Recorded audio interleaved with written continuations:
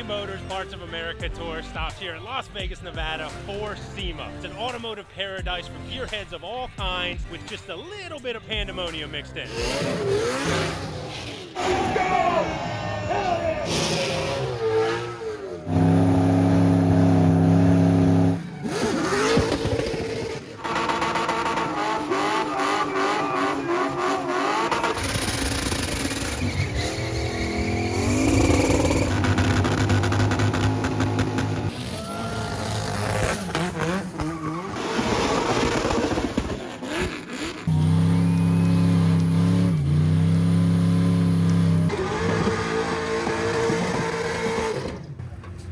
It's a privilege to have our R8 cart here on display with this great group of cars. Hoonigan's over here tearing it up. Chris Fix is doing his thing, and that's just the tip of the iceberg. eBay challenged us to find our 10 favorite builds here at the show. Challenge accepted. But first,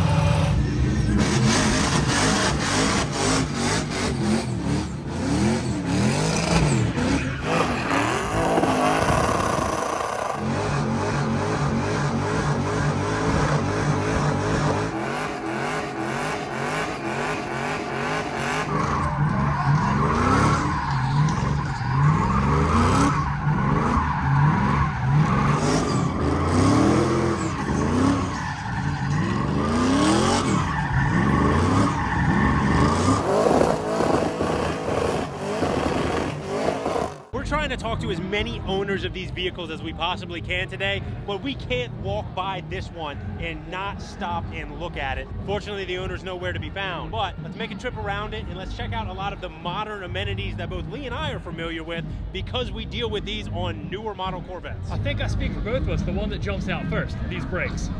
Beautiful carbon ceramics tucked behind the Strasbourg wheels there, which the red lips on this car, it pulls it off fantastic. Typically, I'm not a fan of colored lips like this, but this car 110% pulls it off. It doesn't look like there are any headlights, so I don't know that this thing's street legal, but we're not really the ones to judge that. Absolutely not. It might not stick out like those big, bright red brakes, but looking through that little slit in the hood there, I'm not positive that's not an LT5 blower on this thing. Corvette fans know the LT5, it only comes in the C7 ZR1.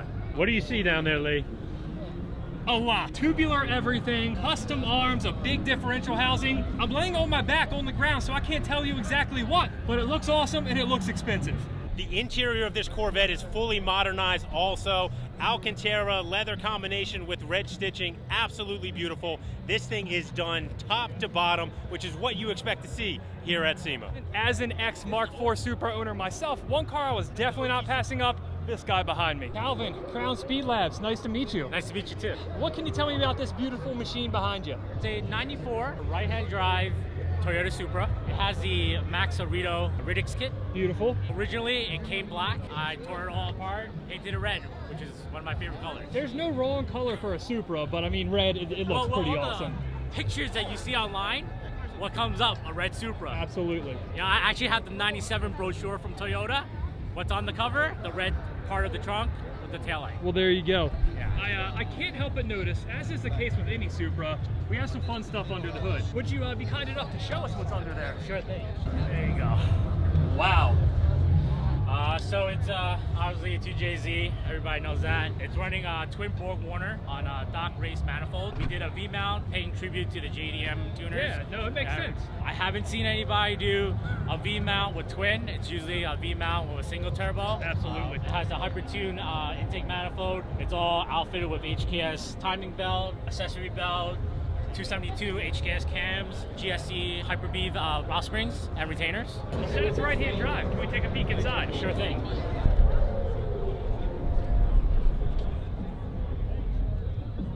Wow. So a little bit of custom work on the interior too. It's definitely not an off-the-shelf Supra. One thing I noticed in here, I'm a bit of a rare part connoisseur myself. I see a TRD cluster.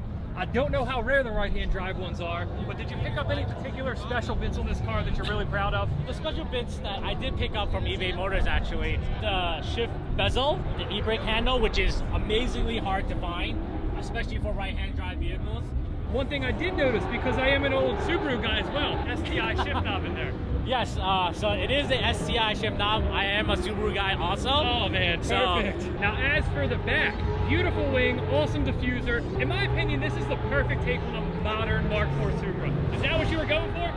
Yes, I was trying to bring in some old school vibes to it, paying homage to the original Supra with the twin turbos, especially with the custom piping for the intercooler, and then at the same time bring in the new school stuff with the Borg-Warner turbo, the new technology turbos. Absolutely phenomenal. If I was to build a Supra current day, I think it would look a lot like this. Once again, phenomenal job. Thanks for taking a second to show us around the car. Little bit of a shameless plug here. You're buying the parts from the right place. You said you got a lot of it from eBay Motors. Rare bits, modern bits, everything you'd ever want out of a Mark IV Supra build, this car does it. The quality of cars here on the outside is just as fantastic as the inside. I walked past this car and it stopped me dead in my tracks. This is the only one that I have ever seen. We have the owner here just to tell us a little bit more about it. How are you, sir? I'm doing good. What can you tell us about this beautiful machine? This is a Cheetah Evolution. It's a replica of the original Cheetah. Original Cheetahs were built from 63 through 65 to compete with the Cobra. Do you know the production numbers off the top of your head for the original Cheetahs? Because I believe it's extremely low.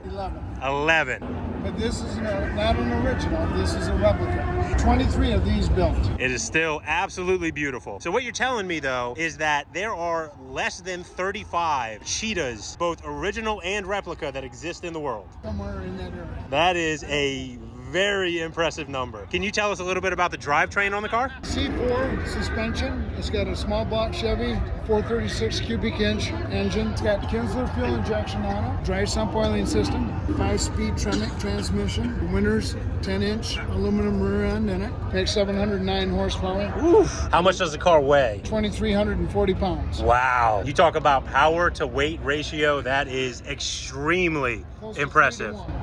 Interior is absolutely beautiful. I love the brown with the red stitching as opposed to the standard black. I feel like that is a very, very nice piece that stands out on a car that already stands out. Like many kit cars out there, this uses a Corvette suspension as a base. Unlike other kit cars out there are not very many of these. You heard the numbers. This thing is an absolute standout here at Sema amongst a sea of fantastic cars. The second we got here to Sema, one car we noticed immediately was this truck behind me on the eBay Motors Parts of America tour. Mike, the gentleman racer, the proud owner of this truck here. It's nice to meet you, man. Nice to meet you. So we need the rundown on it. I've cheated a little bit. I've looked online, but I still don't know what I'm looking at. 1969 Ford. We call this the Ranch Relic. Essentially, we were just told to build a truck that really represented Texas, and I think we nailed it. It's got all the attitude and all the fun, all the cool patina. Then we took it to our friend Sean Starr, who's a pinstriper and custom sign painter. He went over the entire thing and created this cool theme that is just over the top. So I don't think you need to tell anybody that this represents Texas. It gets the point across very clearly. Absolutely, yeah. Other than the cool paint, other than the giant horns, which me being an East Coast guy, are those real horns? I genuinely don't know. Those are 100% real horns that we bought from a guy on eBay Motors that were at his family ranch for years, and then we built these cool custom brackets that we covered in leather to mount them so they'd be secure on the truck. And we've taken it down the road 70 miles an hour. They hold up. That's amazing. I suppose you couldn't call it a real Texas truck if it didn't have real horns on it. So good touch there. One more thing I noticed online, the interior. We need to talk about that.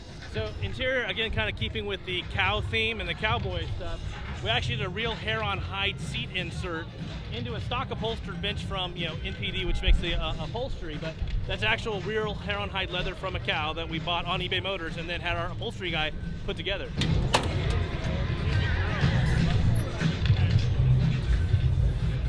I can't lie, guys, it feels like a cow.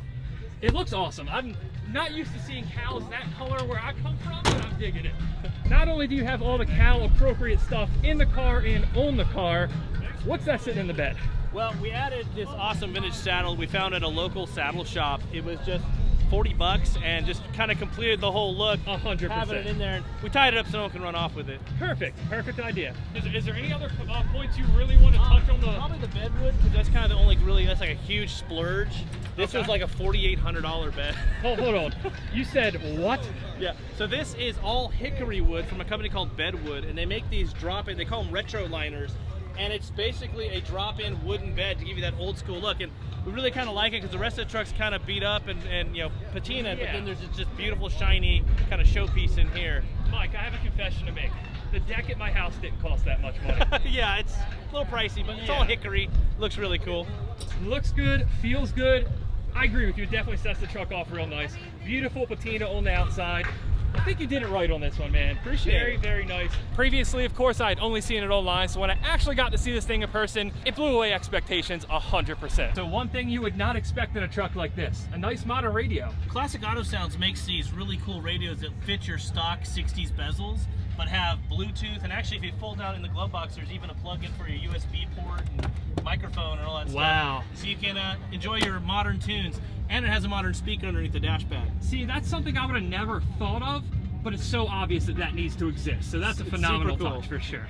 This thing really came together, it seems like, with a lot of eBay Motor stuff. It's truly an authentic build, and I think very deserving of being on the tour. Well, appreciate it. Yeah, it's so much fun to do, and we're really excited that it's been touring all over the country and getting great reactions for everybody who's seen it. Absolutely, man. The only downside I can think of with this truck whatsoever is that now I feel the need to buy one. So that's a problem. So I'm a collector of weird old things, and this is an original Gillies, Pasadena, Texas. Gillies was like the hottest nightclub in the Dallas area, and it's got a serial number on it because your member number was on your bumper sticker. Wow, that's awesome. So yeah, your access to the club parking was limited based on your number. That's pretty cool. That's legitimate. And did you put that on here later, or was this original to the truck? I stuck this sticker on here. I had it in my collection of vintage stuff. Okay. This sticker, though, from Dubshaw Ford in Fort Worth, this is where it was originally sold. That's amazing. And that's in, I had to leave it on there because it's too cool. Of course, nowadays everybody gets a car and they have a dealer sticker on. The first thing they do, rip it right off. Yep. So I think it's cool that they left that on there, and it definitely adds to the character. For sure. Once again, Mike, thank you for taking the time to show me the truck.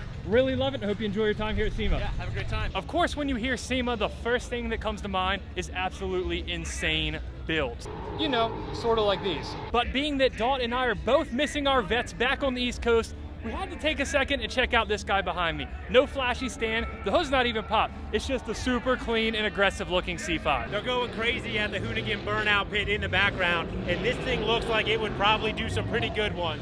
What's that peeking out from behind there? A beautiful aluminum high-rise intake manifold. This thing is definitely not stock. What do you think? There's a couple turbos under there, maybe a blower? I wish. I have to say the days of clean C5s like this are kind of gone. This one does it right. This is a coupe. I'm not usually a big fan of coupes. This car pulls it off fantastic. Absolutely. Though. And I just had a thought. There's no exhaust under there. Is it rear mount? Oh, man. I don't think it is, but Doc, getting back on the ground. I'm caught. Stuck, guys. It's literally stuck on my I'm not even going to help you. I didn't want to. I'm making out in this deal. Carrington's the one getting dirty. Tell me what you see, Carrington. Well, we're going to have to hope for blower, because I just see some headers into a ground dump. On a blower vet, still awesome.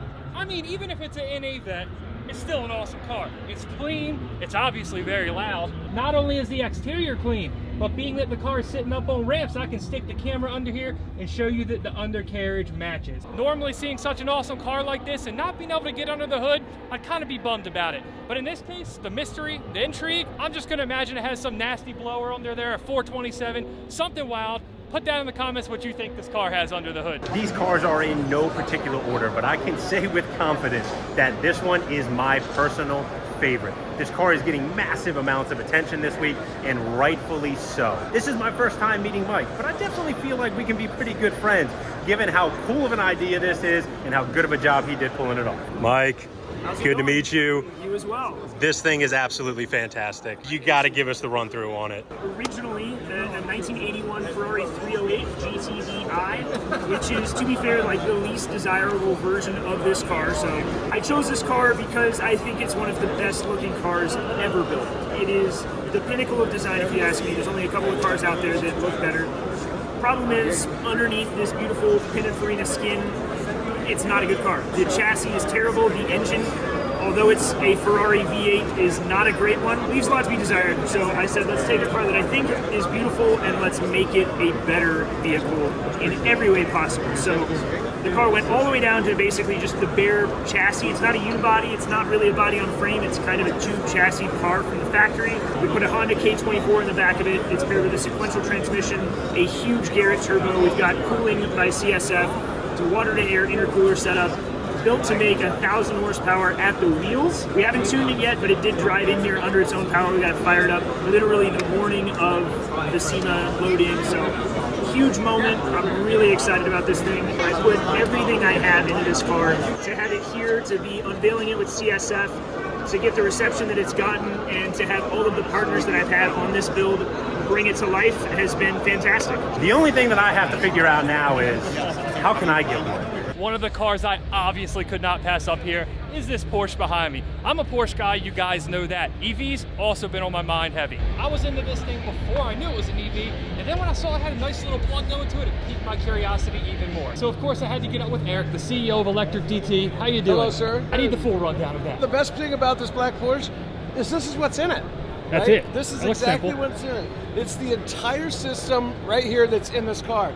You have basically custom-made battery enclosures, front and rear. It maintains the 42% to 58% original ratio of the car. The absolutely overall weight of the car doesn't change by more than a couple hundred pounds. In some cases, it's been lighter, if not just within 100 pounds of the weight of the car. That's extremely impressive. Very impressive. And then on top of that, in this case, we're using a refurbished Tesla drive unit, which is the standard large drive unit. Puts out 436 horsepower, which in that car is the equivalent with a weight-to-weight ratio in the Porsche of this system. It's the equivalent of a Tesla Plaid. Absolutely you can't even amazing. keep the rubber on the ground. We had 17-inch Uzus on the RS last year. They just smoked and they chirped and spun. I bet it was a blast though. That's what really 2 matters. seconds, your face goes white when the blood leaves, you know? Amazing. You guys know I don't often find myself at a loss for words, but the wheels are turning here and they're turning fast. This is an 86 that was done by a conversion shop that is done for Analog Motors. Analog Motors is an electric GT client. You can see the installation is super clean. It bolts right in. There's trunk space to melt ice cream in if you want. It looks amazing. I have to admit, when I first walked past this car yesterday, I did not expect to see this. I picked up on it quickly, but I was already impressed. This just kicked it up another notch. Valet service, sir. And that's absolutely beautiful. That would take some getting used to. What's wrong with this picture?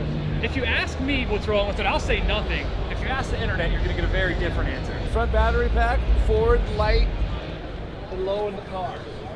Amazing technology. I love to see where things are going like this, and I'm excited to maybe tackle a project like this myself in the not so distant future. I can't help but come back to this car over and over again. This car being entered in the battle of the build tells you that it is a top-notch quality build. The owner is here. He's extremely busy with his engagements. I don't know if we're going to get a chance to talk to him, but even without hearing the words straight from his mouth, the video of this car tells you everything that you need to know. It is another level. I'm Austin. I know you're very busy. Do you have a quick minute maybe just to tell me about the car? I think one of the things that I'm most curious on is the build time for it. Exactly how much time you have into the car. Very little. Really? We work fast. Okay. We have 6 of them. So. I saw a couple of the other ones and I was equally impressed with the quality, but I think the color scheme on this one is what really sells it for me. Pushes the envelope, but it also pulls it off so perfectly that it's fantastic. Absolutely fantastic. Have you actually driven this car? Do you drive it at all on the street? We finished it the day before, so I drove it in here. Okay. But not yet on the street. One thing that you can be sure of here at Sema is that you are going to see fantastic quality cars, and there are going to be builders with plenty of sleep deprivation. So huge thank you to the owner for taking just a quick minute to answer some of our questions, and hopefully now that the car is here, he can get a little bit of rest. We're going to head out. We're going to see what else we can find in this awesome convention center. As the shop's resident Porsche fanboy, I obviously wasn't passing this up. For obvious reasons, I will describe the car no further. Fortunately, this one speaks for itself. How insanely thick that carbon is. That is unreal. If you watched any of this build, you pretty much already know it's a marvel of engineering. This whole thing is just absolutely unreal. I wish I could give you more of a rundown on what's going on with this car. It's all just super advanced, super impressive, and just outright wild. Just unreal craftsmanship. When you take one of the best looking cars of all time, accentuate everything out tenfold, this is what you end up with. That whole build's on Hoonigan's YouTube channel. If you thought what we did with them earlier was awesome, go check that out, trust me. Our next car isn't so much of a car, it's more of a blank slate. But to me, that's what makes automotive culture great. It's also very representative of Sema. I'm here with Chad in charge of direct connection for Dodge. How are you doing? Good, how are you? Not too bad. Thanks for taking the time to show us this beautiful contraption behind us. You want to give us the rundown? Yeah, sure. So this is a Challenger body in white. This is built at Brampton in Canada. It's a production body in white. This one's actually in white knuckle exterior color. We offer these for sale for retail. It takes about 2 weeks to get your order once you place your order, but it's available in primer, or you can get it in a production color. So you can get this whole thing as it sits here painted in any color in the Dodge line? As long as that is a production color. Wow, that is pretty impressive. For my own curiosity, can you put one of these on the street? Do they come with a title? Great question. So these are non-VIN. We can't offer this for street use, so it'd be off-road only.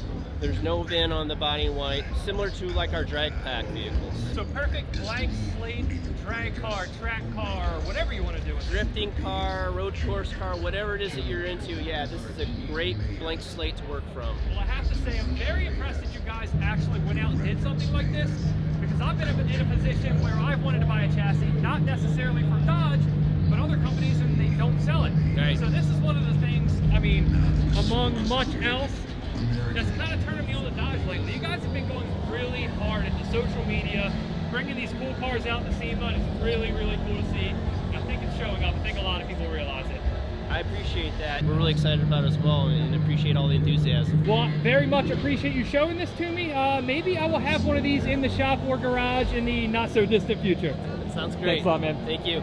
Rich Rebuild shocked the world last year when they brought their V8 swap Tesla Ice-T and unveiled it right here at SEMA. With a driveline sourced from leasing parts and plenty of other odds and ends picked up from eBay Motors, we can't walk past this one without stopping to give it a little bit of attention. It was cool last year, it's even cooler now. Rich is super busy with all of his engagements out here, so we have his partner in crime, Steve On, who is going to give us the rundown on all the changes to Ice-T. Steve On, it is good to see you again, sir. Hello, it's been a while. Yes, sir. And this is my first time seeing this in person. It looks just as good as it did in the pictures, I have to say.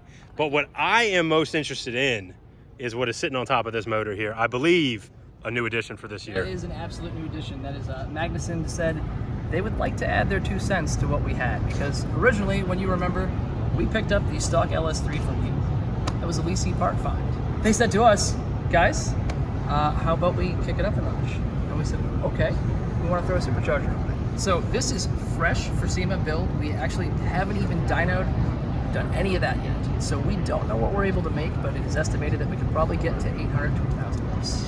Now, you've driven this thing. What do you think it's gonna feel like with that much more power on top of the right north of 400 horsepower that I believe it made on the NA setup? So the original feeling of the car, it was definitely, comparatively to what a P85 is, it's an extremely fast car. I mean, that's what all Teslas are. Even the slowest Tesla is immensely that feeling of roller coaster that one experiences. So when we first did this, it was more so we were giddy to have this incredible sound coming from the X-Pipe that Joshua put together. After the excitement of the sound overtook, we were like, well, yeah, it goes, but does it go faster? Not quite. Is it cooler? Absolutely.